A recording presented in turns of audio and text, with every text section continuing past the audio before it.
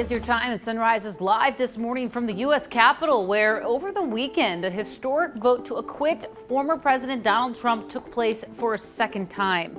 But Democrats are saying what happened here and the investigation that follows is far from over. Now, this morning, bipartisan support appears to be growing for an independent September 11th style commission to make sure that the attack on the U.S. Capitol will never happen again.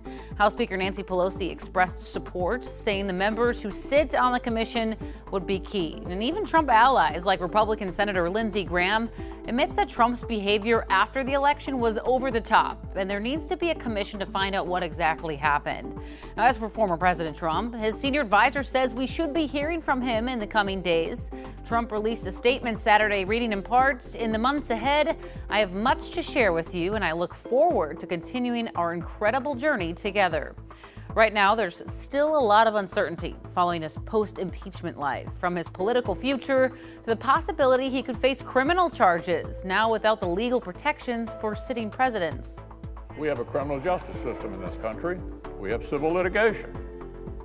And former presidents are not immune from being accountable by either one. Now, despite the fact that Senate Republican leader Mitch McConnell there voted to not impeach Trump, he did say moments after the vote that Trump was practically and morally responsible for provoking the events of that day.